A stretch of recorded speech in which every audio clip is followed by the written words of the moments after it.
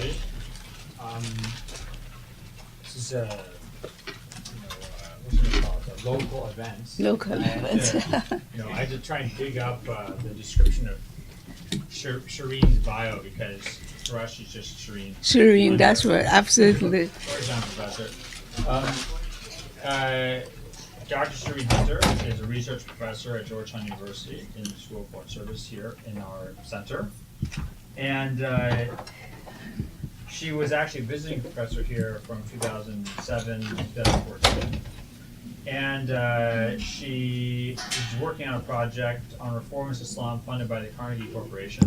Finished, that's But done. I thought there was another... No. Well, there's another grant coming. This one is going to be on even more controversial subject. That's Arab-Iranian relations. Okay, so there's another... She has a lot of grants. This is an old grant, that was another grant. And she was the director of the program for Islam program for the Center for Strategic International Studies, with which she had been affiliated since 1983. She also had an appointment at Harvard Center for International Affairs, the Brookings Institution, and from 1965 to 1979, she was with the Iranian Foreign Service, serving in London, Geneva, and Tehran. She attained the rank of counselor. That's right. Does It's all gone. You give people advice. Okay, excellent. Hunter is the author of 10 books and 5 monographs, and the editor of 6 books and 4 monographs. Related publications include God on Our Side, Religion and International Affairs, which is forthcoming. No, that's published, yes. This is an Iran old book. Divided, the historical roots of Iranian debates on identity, culture, and governments, Iran's foreign policy in the post-Soviet era, Reformist Voices of Islam, came out in 2008, and there's a lot more here. A lot So more. I'll No, just you don't start. have She to. publishes a wide range of expertise. We'll be very glad to hear a presentation about her new book, The New Geopolitics of South Caucasus. Which already is old now. Really? By now, the new geopolitics has become the old geopolitics. yeah. No, but it really does give some, yeah. Thank you very much, Jonathan, for organizing this, and thank you for John Esposito. They are, how shall I say, our peer, our sheikh. He's our peer and sheikh. That's really what it is. For doing this. I understand that the title, particularly of the book, is only tangentially, related to the major mission of the center, encouraging of Muslim Christian dialogue. However, if you really look a bit deeper, you realize that it's very much related. In particular, there is a conflict still going on in the South Caucasus that involves overwhelmingly majority Muslim state, namely the Republic of Azerbaijan, and the Christian Republic of Armenia. Obviously, the dispute is really mostly territorial, rooted in historical memories and so on and so forth. But obviously, it's not completely without a religious dimension, in other words, a cultural dimension. So it's not really as unrelated to our mission as at first glance it sounds. The other thing is that in many respects, culturally, the South Caucasus, and I would include even the Republic of Georgia, culturally is really more Middle Eastern than Russian or Eurasian, as people call it, despite of, a long period of going back to the 1820s, Russian and then Soviet domination. And so what it is that the politics of the region has been very much affected by the dynamics of the Middle East politics and Middle East conflicts and Middle East rivalries. And in many ways, I think that the introduction of Middle East conflicts into the South Caucasian countries, and some of it, unfortunately, by either some local governments and some by even our own government, in order to sort of use the South Caucasus to redress the balance of power in the Middle East, it has really distorted the developments of that. The latest way in which this has occurred has been the rather nefarious impact of the sectarian, rising sectarian tensions in the Middle East, and which has not left the people of the South, and I might add North Caucasus, unaffected, as, I don't know, those of you who have followed events, particularly with Daesh and the problems in Syria and so on. They have been volunteers from the South and North Caucasus fighting in Syria and on opposing sides of the conflict. And so, for example, a country like Azerbaijan, that before they really even didn't know who is Sunni and who is Shia, and now the sectarian divisions have become very deep. In fact, one professor some years ago told me that even at university, Sunni Shia students don't talk to one another, and there's also a risk of solidification of these sectarian identities, which obviously will make it much more difficult to create a kind of cohesive national identity. However, these were not what really prompted me to do this study, and I was lucky that powers to be found the idea interesting and provided me with funding to do this. I also have to say that this has been a collaborative effort, although I really give myself credit for bringing a lot of disparate things together and to turn it into some sort of a cohesive whole. Part of the reason I did that was that when I was still working in in CSIS, I started already by 87, 88, looking towards the South Caucasus, and I knew that this is going to have tremendous consequences for Middle East and so on. And in view of my Iranian birth and the fact that I am from the province of Azerbaijan, and so obviously I am interested on the, what we say, on the other side of the Aras River, because it was forcibly separated by the Tsar. So that I wrote a book on the process of nation building in the South Caucasus at the time, which was published in 1994. And I think it still holds up pretty well as a background to the process that led to the, some as the republics want to say, the reemergence of the old republics that briefly were in existence between the time of the Russian Revolution and the Bolshevik takeover again of this republic. So I thought that 25 years after that, and after that book, it was time for me to do another one, particularly that now, I'm getting older, I'm not as young anymore, and that it would be nice to sort of round this thing up.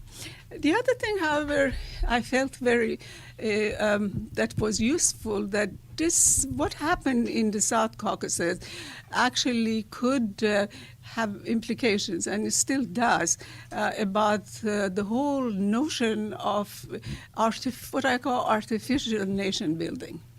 Particularly the nation building that is tried to be done according to some kind of a, I know the word ideology is a little bit loaded, but any blueprint that recommends a certain type of societal organization, both at the political, cultural, and economic level, in a way is an ideology. So I know some people don't like to think that liberalism is an ideology, but, in fact of the matter, it is an ideology. It's a particular brand.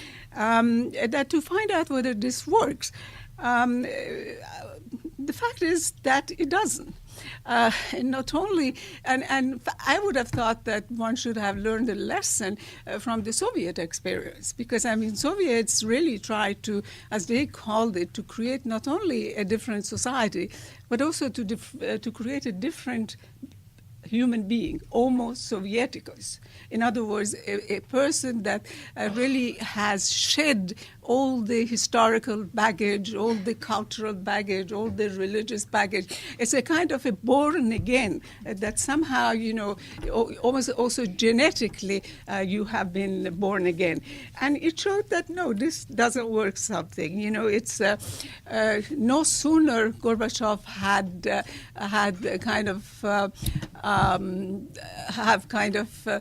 declared that he's going to allow some form of glasnost and so on. Next thing you know, ethnic identities came to the fore, religious identities came to the fore, people flocked to rebuild mosques and so on. And it showed that there are some things that the process of society is evolving. It has to evolve. You cannot remake society. So, I would think that I might take it aside, I think it would be useful for MBS to read some of this stuff to see whether he's going to...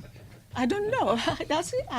But anyway, I have no idea. But I thought that anyone who embarks on this, I think it would be very useful. You have to, and I'm not trying to say he's the only one. Others in the past have done that, trying to remake a nation. Obviously, changes will have to come, but these changes have to come through evolution. Let me first say that what has been the record of 25 years of independence in the South Caucasian countries.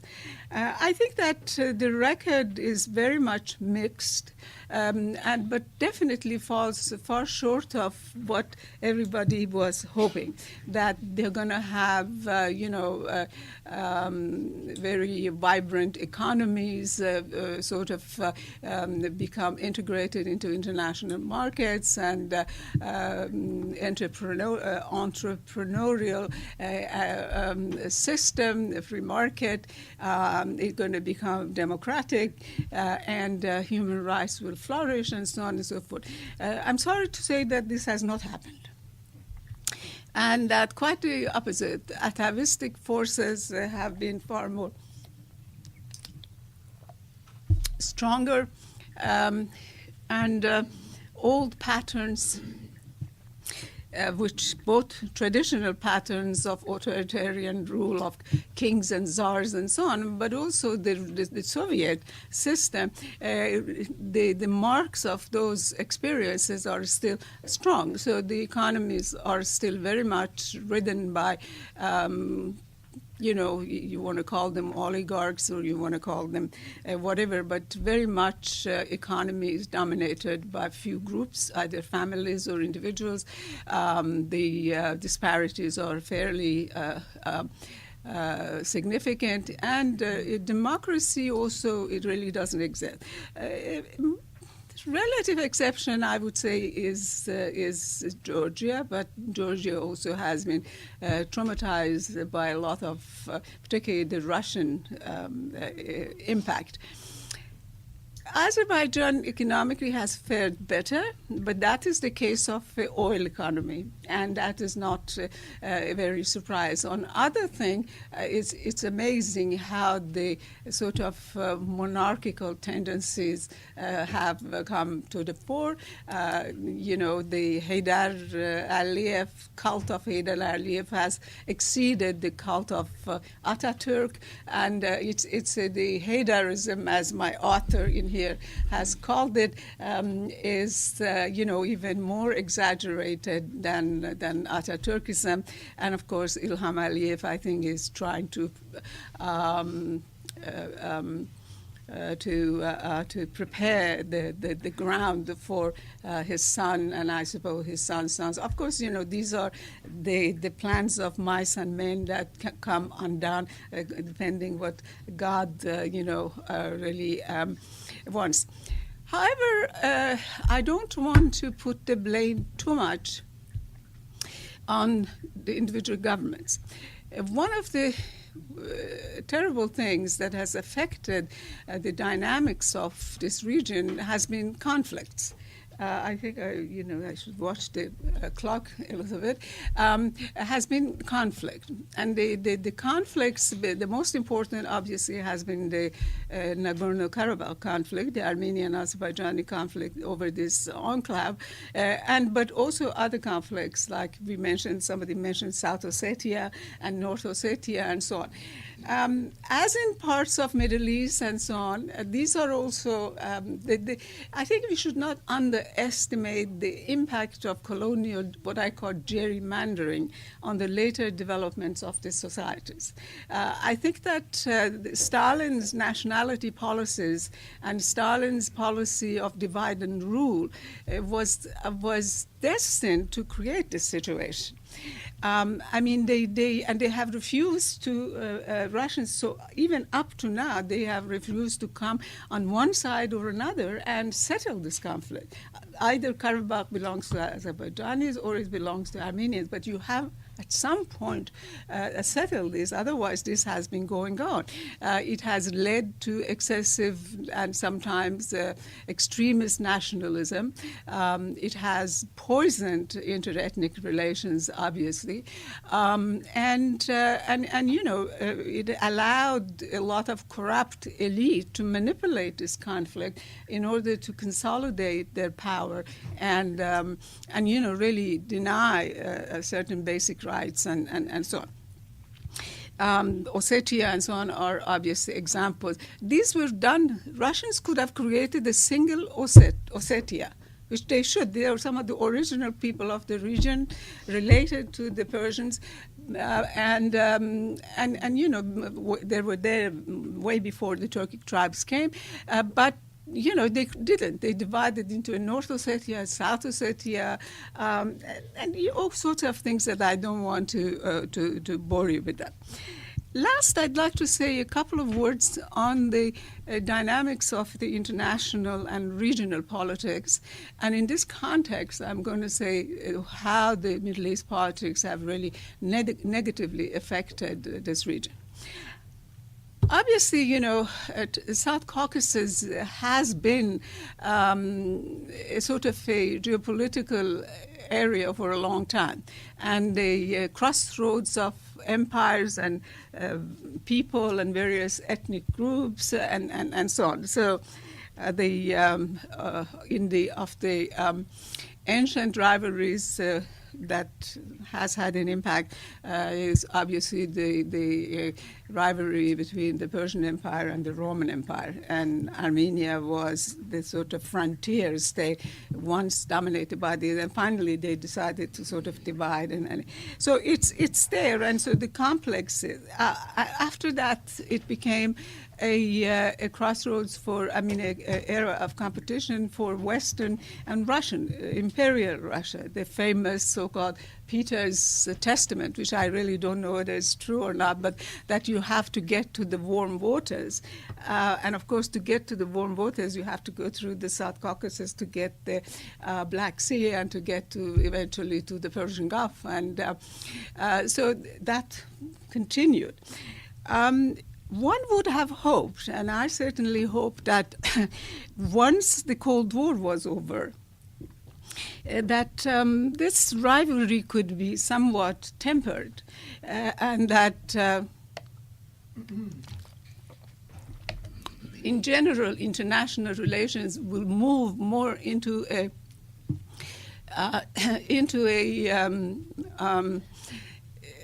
era of accommodation and cooperation, and that the zero-sum game of the Cold War will not continue.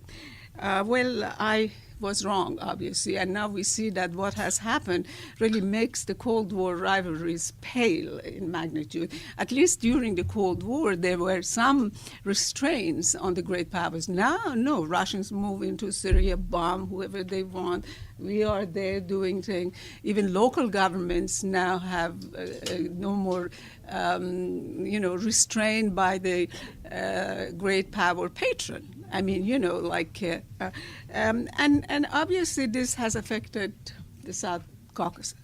The first wave of rivalry was over the pipeline routes. Again, I don't want to go into details of that. But I think what really did happen as far as South Caucasus was concerned, but also as far as the Middle East is concerned, was basically the emergence of a mindset among at least certain elite groups in the United States that somehow this was an opportunity to remake the world in general. And certainly the really very important strategic part, the way we want it. Now, who was behind this and so on, I'm not going to go this as a person whom I admired very much, Admiral Bill Crow, that was a colleague at CSIS. I really admired him. He was a great man.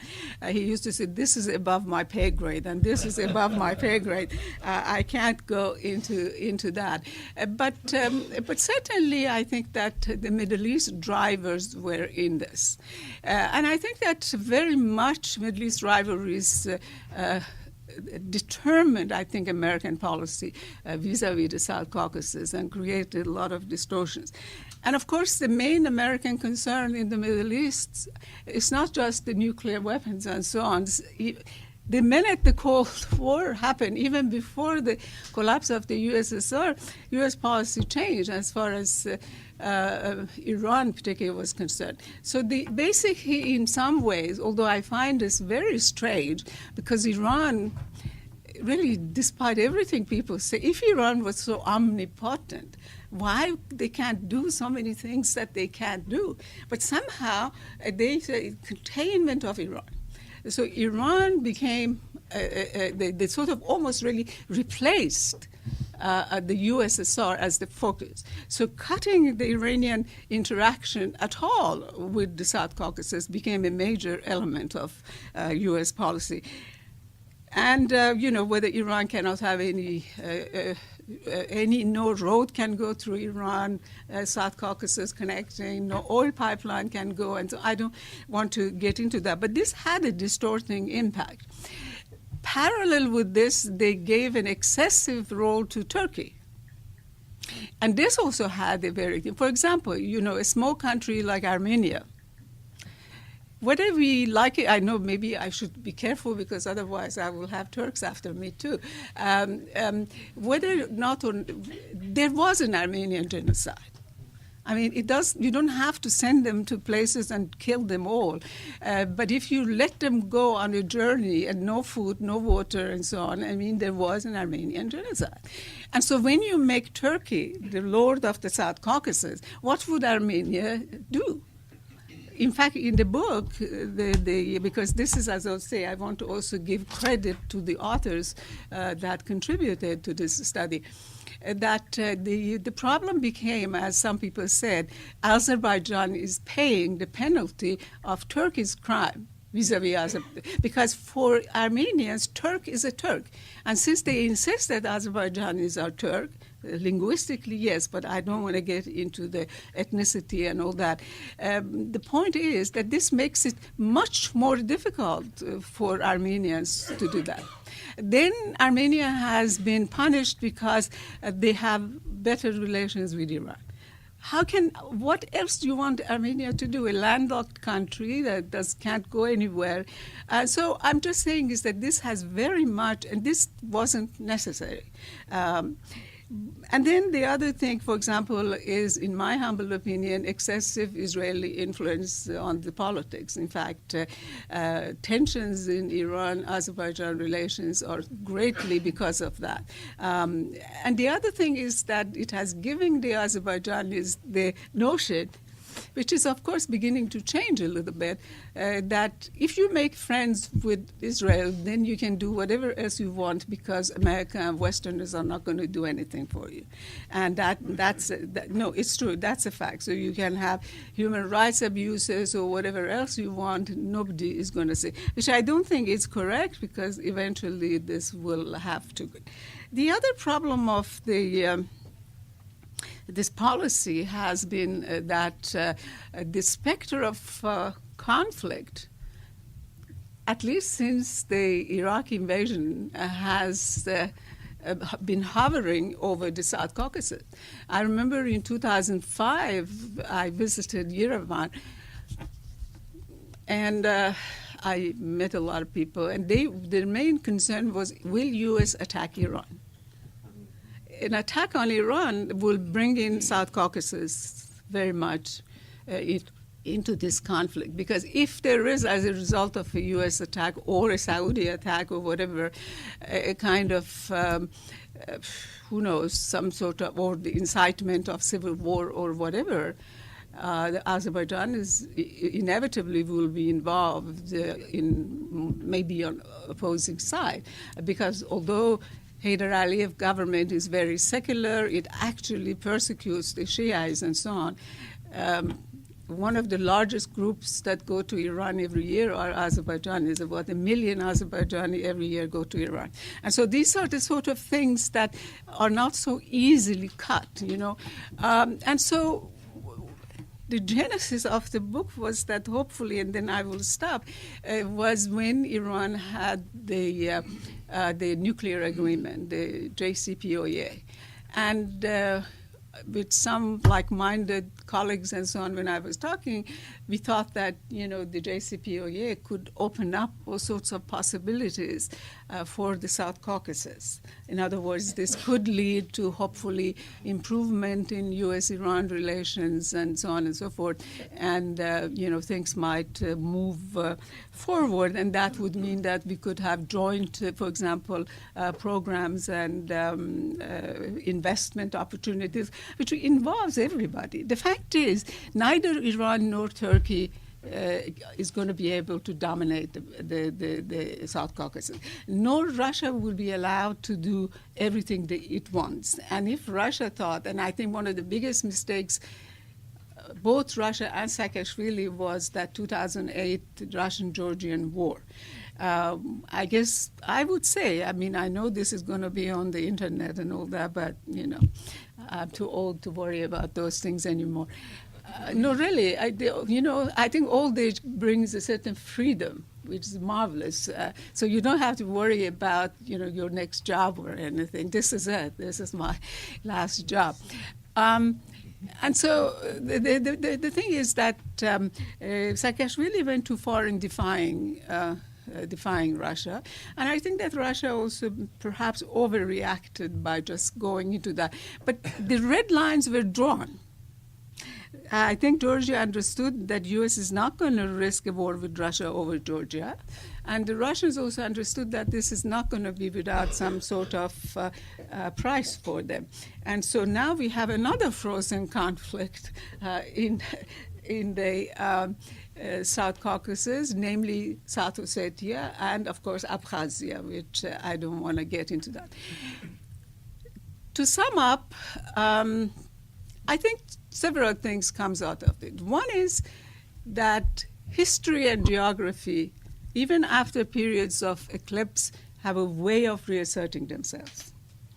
And those who ignore these things do it to their peril, at least in the long term. Some people say foreign policy is not done on long-term planning. It's just short-term thing. But the people who are this object of the great power of foreign policy pay the price for it.